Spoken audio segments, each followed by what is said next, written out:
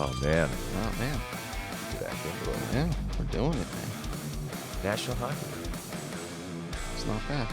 Not a bad league. Not a bad league. Some say one of the best. All right. Welcome, everybody, to the Sports Experience Podcast. I'm Chris Quinn, one of your hosts, with my man right here, Dominic DiTolla, my other co-host. And before we get started on this episode, let's do a quick round of plugs. You want to go first? So I run an open mic here in Tucson at the Music Box with two other gentlemen, Roy Lee Reynolds and Tony Brune. Saturdays at 6 o'clock, so it's early. So if you got a late show, you can head out and do that. I'm also on an comedy album called Bullies Volume 1. It's on Spotify, Apple, all the streaming type services, and you can catch me maybe 4 or 5 times a month doing a book show here in Tucson.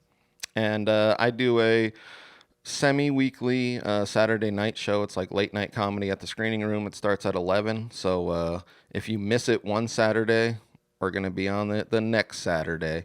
And then I do an open mic for anybody that's interested in trying their hand out at comedy every single Wednesday at the Screening Room.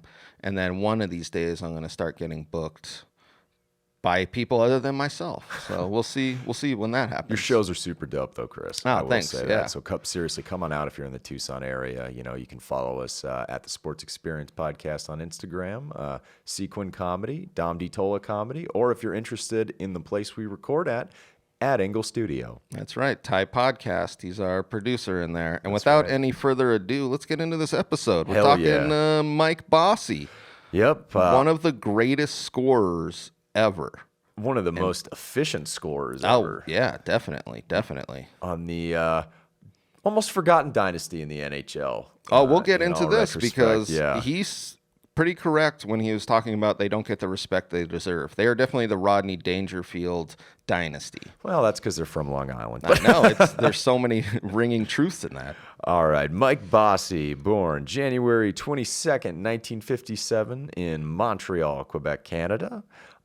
Fifth son to a total of 10 kids. Yeah, those Canadians were putting in like work. Rabbits, yeah. I mean, I'll tell you what, they wanted as many shots as they could to have a professional hockey player, and this is how they do it. That's how the law of averages. Yep. You're just like, well, one of these 10 will be good, especially when we have a frozen rink just behind our apartment, like so many examples we've seen before, also with Bossy growing up. Well, and he talked about playing by himself and how beneficial that was because he would take on all these different roles and almost like mentally think about what would happen, and it made him a great scorer because he could visualize what the defenders were trying to do. He was very his hockey IQ was pretty high. Yes. He always seemed a step or two ahead of everybody. Yep. On the ice as far as where his mind game was. On every level in juniors, and then even when he gets to the NHL, the guys were talking about like, oh, that guy's a rookie. Like that was kind of like there was no learning curve for him. No, he just kind of stepped in right away after his juniors career. Attended St. Pius X Comprehensive High School and then Laval Catholic High School. At age 12, though, he had kind of a scary injury. I don't know if you read anything about that. I kind of did a little, but give me some. His track and field, he fucked up his kneecap. Yeah. And some say that is maybe what led to some issues down the road in his career and why it ended so abruptly. He was participating in the long jump, and he broke his kneecap. And that's quite a break. So to think about, like when you break a bone, to break your kneecap had to be a ton of stress right on that. So he could have had a limp for the rest of his life. Yeah, I mean, the fact that he kept playing hockey for as long as he did is pretty incredible. Yeah. In 1969, he participated in the Quebec International Pee Wee Hockey Tournament with a minor league team from Montreal. And then he went to juniors with Laval National. I don't know French, but that's the English reading of it. He played in 5 seasons, averaged over 60 goals a season, and that first season he barely scored at all. Yeah. His last 4, he was completely dominant. He had 70, 84, 79, and 75 goals. And still holds the goal-scoring record for the Quebec juniors, right? Yeah, points record. 532 points record, yes. Points, yeah. So, I mean, he's an assist guy as well. And his number 17 was retired by the franchise. So you think good old boy from French Canada would go pretty high in the NHL draft of 1977. So But that's not the case. let me say this. So the New York Islanders, who end up drafting him, they're in their little scouting room, and they put his picture on the board, and the response immediately is, "This guy's not going to drop to 15."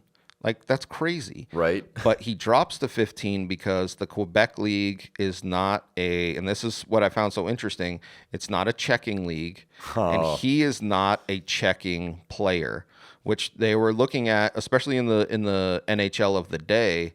They were like, look, if you can't hold your own, this guy's going to get pretty much annihilated. Unless you can rip a man's face off or beat him with a shoe, we don't want you. No, seriously. Even though and this is what they were saying, is he had the best shot, like, coming into the NHL, like, right away. And he's basically looked at like an anomaly. Like, man, this guy has all these skills to score, but like, can he check? And they should have been thinking, and to the Islanders' credit, they did. They're like, Al Arbor said something like, I can teach a scorer how to check, not the other way around. Yep. And that was probably the moment that it changed. Like, I can teach this guy how to play a little bit of defense, and he's going to make up for it with so much offense. Oh, yeah. And more than make up for it, as we'll see later. But I thought it was interesting. The Rangers and the Maple Leafs both passed on him twice.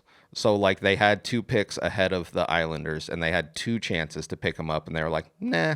Well, I believe, no, it was Vancouver and Cleveland, and also the Maple Leafs. They didn't think they could meet his salary demands. Yeah.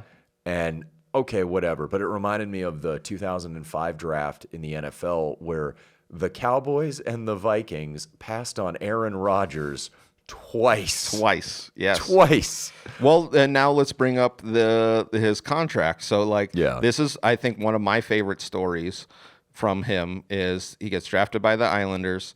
The Islanders GM goes to him and offers him this deal, and he goes, whoa, that's pretty low for someone that's going to be scoring 50 goals for you. Right. And the GM was just like, yeah, no, we want like 25 to 30 would be amazing. And he's just like, yeah, but this is low for someone that's going to score 50, and that's what I'm going to do. And he had just the dick swinging mentality. He knew exactly what he was going to bring to the table. The team is probably like, oh, yeah, this rookie's going to come in and score 50 for us, you know? Yeah, exactly. Exactly. And he does. He that's does. My favorite. He immediately comes in and scored 53 goals, led the league with 25 power play goals, wins the Calder Trophy as Rookie of the Year. And the Islanders finally, after some struggling years in the 70s, after they were kind of born out of opposition to the WHA, as we talked about in our World Hockey League Association video. You should check that World Hockey Association video. You should check that shit out. But yeah. Well, let me say this: the Trio Grande line. Yeah. Well, the opening season, he said he was going to score 50. They have 3 games left, and he has 48 goals. So he needs 2 more goals. He doesn't score any in those in the last 2 games. So he has this last game, doesn't score any in the first 2 periods, and then puts 2 goals in the 3rd period to have 50 goals in the season, which was the first since I forget the guy's name. Well, the record he broke, do you know whose record he broke for rookie goals in the season? No. Rick Martin of the French Connection line. Yeah, there you go. Go check that episode out. See how it all spiderwebs there? Yeah. But yeah, he's on this. The Islanders finally have like a lot of good young talent, and their first line across the board with Bossie at right wing, you have Clark Gillies at left, and then you have Brian Trottier, Hall of Famer, at center. And this is the new big bad team in the Wales Conference. You finally start seeing all the talent congeal. Well, they were saying that they had a solid defense. They weren't giving up a bunch of goals, but they didn't have that guy who had the plus points on his line every single time. And Bossie is fucking famous for this shit too. His plus minus ratio is utterly insane. Like, the team is just better when he plays. Exactly. Whatever line he was going to be on. And that's coming back to his being probably the most efficient hockey player of all time.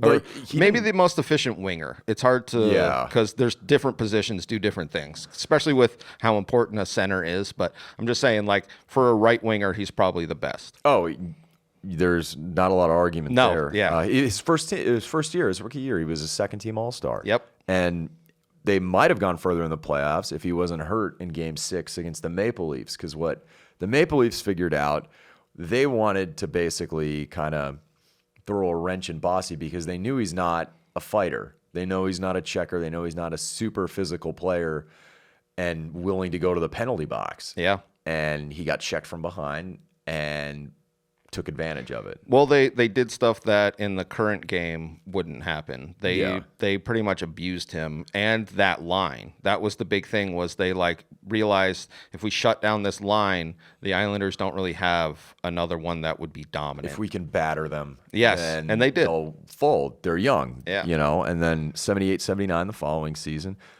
All he does is lead the league in goals. Yep. 69 goals, 126 points, again, a second-team All-Star. I wanted to point out this game this year, just about the line itself, the Trio Grande. December 23rd, 1978, another Festivus miracle happens. The three of them combined for 17 points in a 9-4 win over the Rangers of all teams, which is pretty awesome. He scored his 100th goal that year in only his 129th career game. Fastest ever. Yeah. How is that even? Holy shit. Yeah. That's amazing. I know. His goal ratio is ridiculous. And that's what people were saying. One of my favorite quotes from him was, do you aim every time you shoot? Yeah, and he I love said, this quote. no, I try and shoot as fast as I can and make sure it goes on net. And then he was talking about why he did that. Like, he hated missing the net. He felt like it was like missing like a 2-foot putt I was or gonna something say, that's like an air ball. Yeah, is what it like is. literally Yeah. something a professional should never do was kind of his stance. And he was just like, that's what I did all the time. And it worked because the surprise angle, and he could really rip it into anywhere, corner, wherever he saw was open right away. And he had an incredible shot, but the whole thing is like, he's so like not overthinking Yes. shit. Like he's just executing. And In the moment. Yeah. Exactly. And that's what made him such a special player. One of the many reasons it made him such a special player. Yeah, definitely. But later that year, they end up losing to the Rangers in the playoffs. They lose a 6-game series after sweeping the Blackhawks in the opening round. So they're advancing a little bit in the playoffs, which sets up probably one of the most badass 4-year runs. Well, 5 if you include the last year. You got to include the last year. Yeah. We'll get into it. We're going to go through it because this is a dynasty, like we were talking about earlier, that just doesn't get respect. But let me say this: this is I think this is one of the only ones where a dynasty is stopped by another dynasty. Exactly. Like So- it's like ruined. It's just like completely taken away, and they Yep. haven't been the same since. Like not even close. No. It like stole their soul. Is Yeah. what it did. It just like, you know, fucking Dumb and Dumber style, where he rips out the cook's fucking the chef's heart. fucking heart Yep. and puts it in the doggy bag. Yeah, that's basically what happened. But 79-80. This is quite the year for Mike Bossy. He gets a new 2-year contract worth a cool $500,000.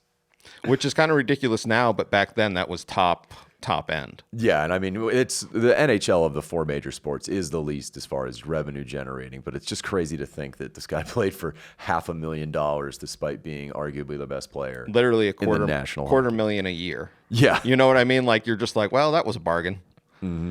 But they started off kind of scuffling. They won only 6 of their first 21 games and didn't even get over 500 until their first 41, which Yep. is half the season. So they really were, and this is what I was reading, and they were talking about, was like their cornerstone was really their defense, and then they had this line that could produce.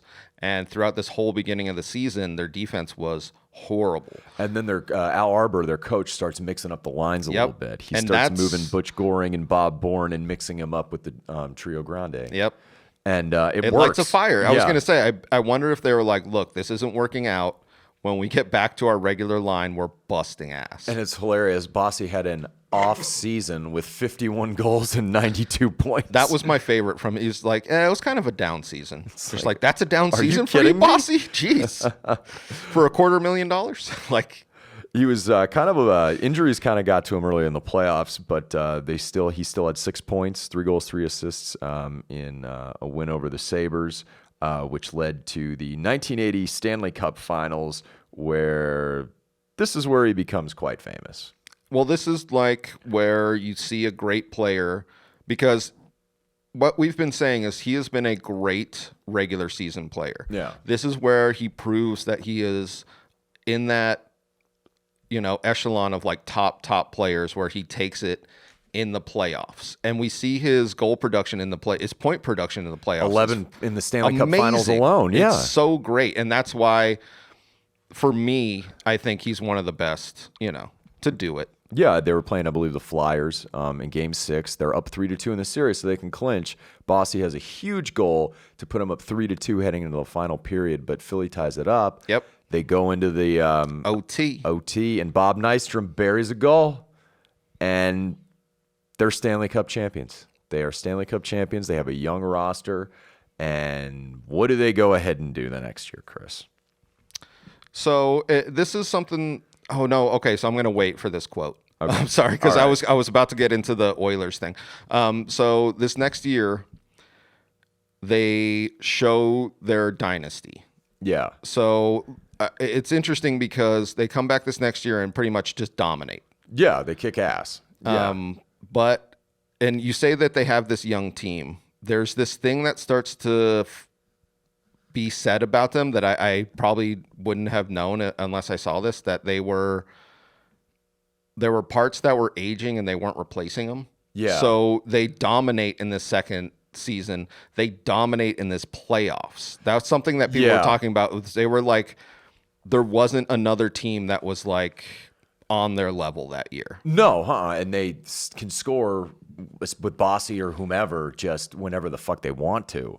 In 80-81, him and a player for the Kings, Charlie Sumner, are going for 50 goals in 50 games, the first 50 games of the season. Sumner had 49. He finished with 49. Bossy scored twice in the final 5 minutes of a game against the Nordiques in the 50th game to put him at 50. That's awesome. Yeah. That's pretty amazing.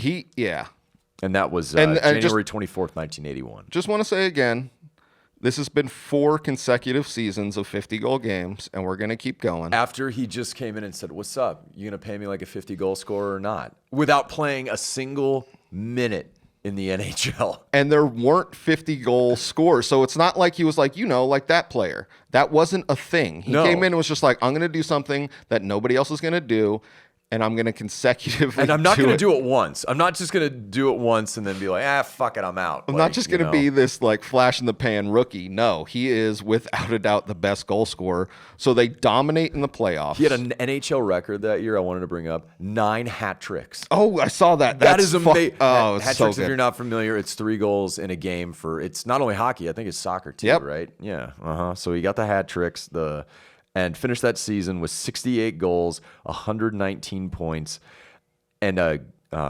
78.5 goal per game average through those first 5. 0.7, like 78.5% chance he's going to get a goal for your team on a night. Not a point, a goal. Yeah. That's the thing that I think is kind of ridiculous is some guys have like points averages up in that area, but he has goal of 0.78. You're just like, Jesus, You're man. completely blown away by it. And he was finally a first-team All-Star. Like, he's making the All-Star team every year, but this is the first time he's recognized as first-team All-NHL. Swept the Maple Leafs in the first round. Yep. Then they beat the Oilers 4-2. They'll come back into play, I believe. And then they beat the Rangers in a 4-game sweep, which had to be so nice for them. Well, this is what they were talking about where people started to talk shit and they couldn't understand it because they were waffling teams. Like the only team that was even compared to them was the Oilers, and they Or destroyed. even younger and less. They're talented as shit. That's but what they were saying. Yep. Like, it's like they could be a problem in a couple of years. Yep. In the Stanley Cup Finals, they play the Minnesota North Stars, who are now the Dallas Stars. He set records for most power play goals, points, and total goals in regular season and postseason with 85. It's crazy. And they win the Stanley Cup again. And so they're back-to-back champs. Then the front office rewards him quite handsomely. I was going to say the next season, this is where he gets his 6-year contract, which I think is a max extension for them. I don't know how their things work, but well, I'm sure there was no salary cap then. They were probably just like, yeah, we don't want to let this guy go anywhere. He basically didn't prove us wrong, but he proved himself right. Signs a 6-year contract, and all he does is just reward him with 147 points. Just 64 goals and 83 assists. Fucking walk in the park. And this is the other thing is he keeps having these 60-goal seasons. Yeah. So he was saying 50, and now he's having these 60-goal seasons where people are like, Jesus, man. Like, cool. Hey, you're making the rest of us look bad is what you're doing. You're making the rest of us look... No, but... well, it makes me think, like, if Gretzky didn't overshadow him, would we be talking more about Mike Bossy what if he didn't play for the little brother fucking team in New York? That too. I mean, granted, the Rangers were, only mediocre. I think this might have... No, there's a couple of years before with that Bruins-Rangers brawl, but... oh, yeah. We brought up his plus-minus earlier in the episode. He was plus 69 that season. And I'm not saying that's cool because that's cool. I mean, yeah, it's cool to say it. I'm saying that's amazing. I mean, I'm saying that's fucked up. Also, the All-Star Game MVP. Yeah, he had 2 goals in the All-Star Game that year. He was... But his knee kind of started flaring up in the playoffs. Yep. He kind of was in and out of the lineup against the Penguins and Rangers. And then in the conference finals, they play Quebec and take on the Nordiques. Game 2 scored twice in that winner, and also the game winner to sweep the series. Yep. And that's and I'll bring it up over and over again. This is what makes the difference between like great players and top players is he showed up in all of the playoff games that were like seriously important. Yeah, unless he was injured, he was making an enormous impact on every playoff series that he participated in. So they take on Vancouver in the finals. Vancouver's coach Tiger Williams, who was coaching Toronto in '78, the one that kind of bullied him out of the playoffs. Oh, yeah. They wanted to fuck him up, and Bossy says we're having none of that. Mm-hmm. Like, the old Caddyshack quote, you'll get nothing and like it. But had a hat trick in game 1. That's all he did, in that first game. Game 1 with less than 5 minutes, and then the game winner in OT. Scored in game 2 and game 3, and then 2 power play goals in game 4. Just to sweep the series for New York. He was one of the best power play. I mean, to have him on your power play line must have been amazing because he could do. This was the other thing is he could shoot all of the kinds of shots, slap shot, wrister. All of them were like top. So like. When he's putting it on net, that's the best thing you can do for your team because even if the goalie and it bounces to one of your teammates, they'll just knock in the trash. Yeah, no, yeah, he is especially for power play. I'm just saying he was without a doubt great because of his 27 points. He is named the Conn Smythe Trophy winner, which for those of you who don't know, we probably brought it up because we had like the Lemieux episode and stuff. But you're the postseason MVP, so. Which is kind of sad that he never won a regular season MVP. I was just going to bring that up. The only thing missing from all of the accolades this guy got was a regular season MVP. But it wasn't one of those things where it was like he got like screwed over. Just other players just had slightly better seasons, and it kept going from like an Islander to like later on it would go to like Gretzky, and you were just like, damn it, man, this guy can't catch a break. Yeah. But 82-83, so they're 3 in a row. 3 in a row. 3 in a row, and 82-83. He's the first player now to score 60 in 3 straight seasons, 60 goals in 3 consecutive seasons. Yeah. 60 goals, 58 assists, 118 points, wins the Lady Byng Trophy, which is something we were talking about before. We talked about it with Stan Mikita in that episode. It's like the sportsmanship trophy because this guy does not go to the penalty box. No, well, he was really against violence in hockey and really wanted it to be cleaned up more. And more of a wide open game, which benefited him, obviously. Another one of my favorite quotes from him was, did you ever feel bad winning the Lady Byng Trophy because it's kind of looked at as like, oh, you're not a hard-nosed player? And he said, I didn't feel bad, but people definitely have made me feel bad getting it. And I was like, damn, that's fucking mean, dude. Yeah. That's so mean.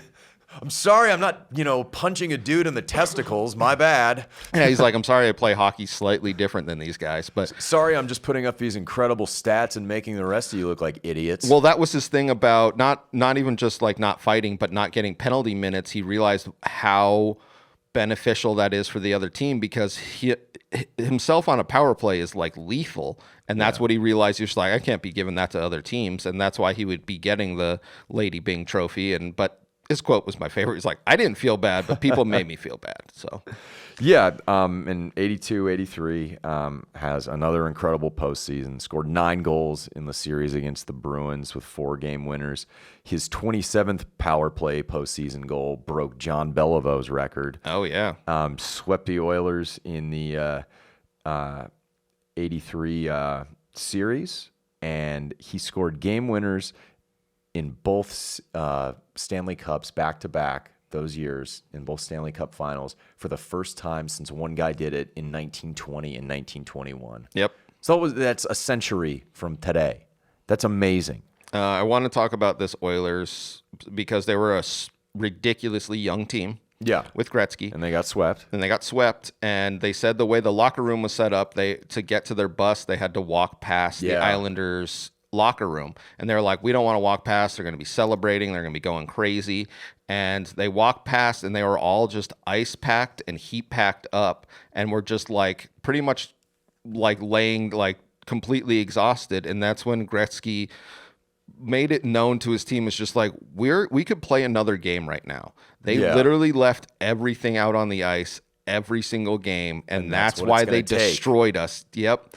And that was one of those moments where it was just like, this dynasty is going away because they're kind of old, and this dynasty is this is ascending. what I wanted to add about that. That quote inspired Gretzky to be like, we're going to need to look like this after every Stanley Cup final that we win. Yes. To leave it all out there. And that was the mentality of those Islanders teams. Just fucking tough, but fucking efficient, and they played fucking solid hockey. Another Bossy quote that, and I'm just fucking throwing them out now, but he said, after those Stanley Cup victories, did you guys celebrate like crazy? And he said, no, we all drank some champagne out of the cup. We went home, and we got ready to win another one. Well, and that was such their style of just being like, no, we're ready to win. But you know what? That goes for, I think, every dynasty that has ever existed when it comes to sports, is you have to have the mentality where you don't love to win.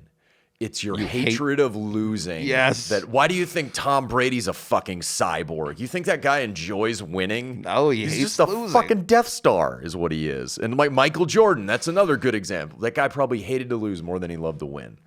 But 83, 84, they're 4 in a row. And the slogan for that season was Drive for 5. Yep. And it's definitely looking like that for the Islanders. Because what a lot of people are saying is they're going to drop off, but they have not, and they were looking great all season. He had a 15-point streak and then a 19-point streak Yep. during that fucking season. Scored his 400th goal, January 15th, 1984, in his 506th game. People were wondering when he was going to break the goal scoring for most goals, because it was He could have, man. It was more like a when, not an if, because he just couldn't not put up 50 goals a season. First team All-Star again, Lady Bing winner again, Yep. 51 goals, 67 assists, 8 penalty minutes. He had 17 the season before, so he just halved it. The single-digit penalty minutes, I think, is absolutely awesome. It's like watching fucking single-digit strikeouts, or the only small double-digit strikeouts in baseball. Yep. Like, especially today with the bullshit they play. But scored 4 goals total against the Capitals and Rangers in the first 2 rounds, and then 4 more against the Canadiens in the conference finals. One thing I wanted to add about this conference finals is it marked the 19th straight postseason series this team had won. That is unbreakable. You will never see that. So for someone to break this, they would have to have 5 consecutive Stanley Cup victories. And I just don't think you will ever see that. I'm trying to remember. I think, the Lightning have 2 in a row now? Yeah. Do you think they're going to win 3 fucking more? And what people fail to realize is the series are a little bit longer now, because I think the opening round is 7 games. As far as accomplishing that, if you add up all the games, even if you sweep and win 4 series straight, that's still 16 games. Over 4 seasons, you've played almost an extra season longer, unless the team you're playing in the other conference is doing the same thing. Yeah. Like, with the Penguins recently, too. Like, that's why they've dropped off in recent years, because they were making deep postseason runs and winning, 2 cups in a row for like a 5-year span. I was gonna say it's like playing an extra season. Yeah. It's pretty wild to think that this team did this, making the Stanley Cup for the 5th straight time to meet up against 2. Yeah, and he had 3-game winners in that Canadian series. Oh it yeah, sets up 3-game winners. Yeah. That was the other one. This guy was so fucking close, and it sets up a rematch against the Oilers. But Bossie misses the first game with tonsillitis. Yep. And the team around him is kind of crumbling. The Oilers are a little bit more experienced, and Bossy doesn't even score in the 4-game sweep. He doesn't even record anything. I was wondering if the illness kind of really affected him, but you can tell that the Oilers went in with the mentality like, you guys are done. Yeah, like So- it's time to go. Come Yeah. on, old Yeller. Yep. Oh, God. And this is when his career starts to kind of go down. And his body starts to kind of start failing him. Back and knee, and those two connect Are so linked, hard. yeah. It's sad because you brought it up earlier when he was a kid, and they were wondering if that contributed to this really shortened career, even though he plays for a decade. How his muscle memory and body mechanics kind of like formed may not have served him as well as you would have thought. Yep. In his younger years. But he starts out like gangbusters. The first half of the season, the 41 games, 37 goals, 39 assists, makes an all-star team, finishes with 117 points, fucking Yeah. 58 goals, 59 assists. So they're still good. Yeah. It's just they're worn the fuck out by the postseason. They barely get by the Capitals, and they lose in 5 to the Flyers in the following round. And 85-86, it starts to really bottom out for Bossy and the rest of the team. Lots of lineup shuffling. He does get 500, his 500th goal in his 647th game, January 24th, 1986. Scores his 1,000th career point for an assist on a Trottier goal. March 11th, 1986, 50th goal of the season, 9th straight year. That's amazing. Nobody's going to probably do that. He had 9 consecutive 50-goal seasons, and in that, he had 3 consecutive 60-goal seasons. Which is crazy. And for goal scoring, I don't think we'll see that again.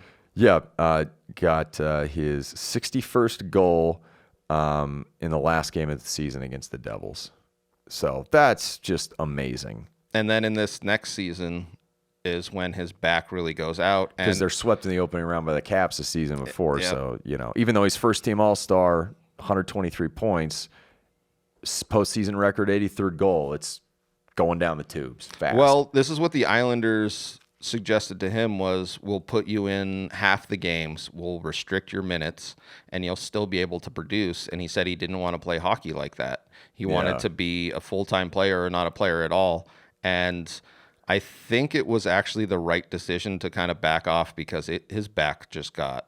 he might have needed some time to some surgery or something. But the back pain, he was still producing in 86, 87. Still make the playoffs, scored in game 1 against the Capitals.